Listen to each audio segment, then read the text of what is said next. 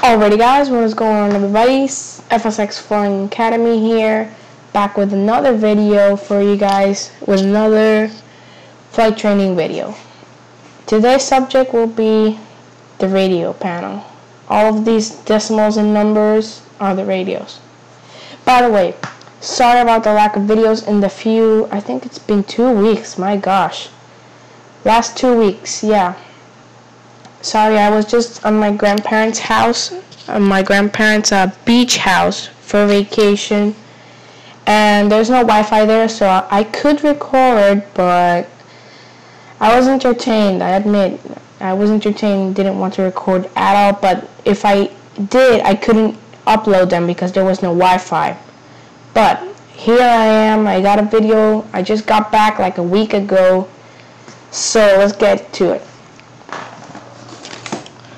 Oh, and whoever subscribed, if you're listening, well, thanks buddy, you did a great job, thank you.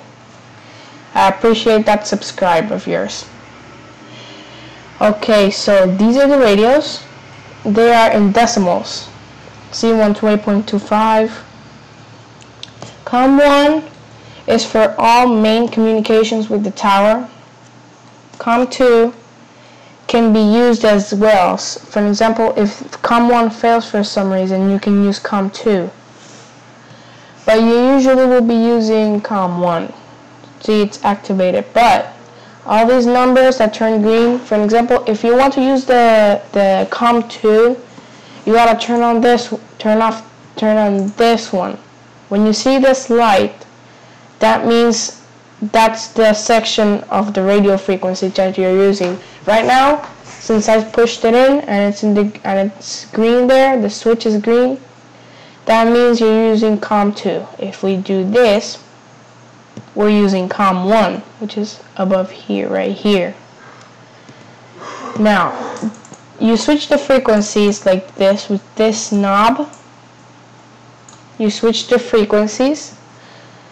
Now, they are divided in 25s, as if, for an example, look here, where these two digits are, the 40, look how they move. It's divided in 25s, as I said, right? Because this does not mean 42. This means 425. This means 450, 475, 500. They make it 2 digits in the airplane. That way it's way shorter. It takes up less space. But if the tower says Cessna November 723 Mike, I was about to say squawk. That's not. Switch to 132.70. Well, 700. Well, you know that 700 is 70 in the airplane. Get it? Questions and comments, leave it in this comment section below. Like and subscribe if you're liking so far. Now, the nav1 is for this instrument. Well, yeah, this instrument called the VOR, which stands for Very High Frequency Omnidirectional Range. It's a big word, I know. So that's what they call a VOR. Now, in the nav1, as I said, using for tuning the VOR stations, tuning to the VOR station of your choice. Well, to activate it, oh, I forgot something. In the COM1, so as in nav1, 2, and COM2, you gotta press these arrows to make it the frequency. If you want to switch frequencies,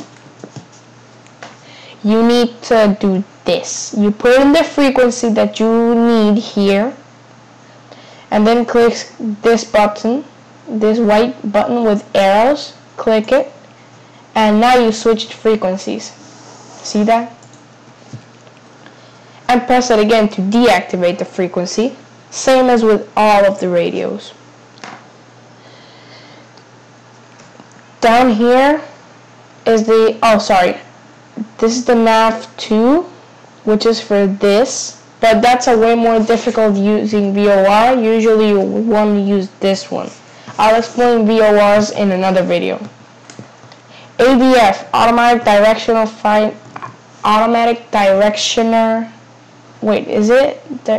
direction finder frequency, sorry. And here is the DME instrument, which stands for distance measurement unit. What it does, distance measurement equipment. What it does is that it calculates the distance between you and the VOR station if you're tuned to a VOR station. NM means nautical miles, so nautical miles away from the VOR will be shown up here. And the KT, which is knots, will appear here, which is your speed relative to the station. Down here below the DME instrument is the transponder. The transponder, what it does is bings a little code and lets the guys in the tower that you are on the radars, that makes you appear on their radar screens. But there are some emergency codes as well. For an example, if you get hijacked and you cannot express yourself, well, you can just do this. Sorry, not that. There. 7500 means you've gotten hijacked. When the tower sees that code, they'll know you've been hijacked. If you put this,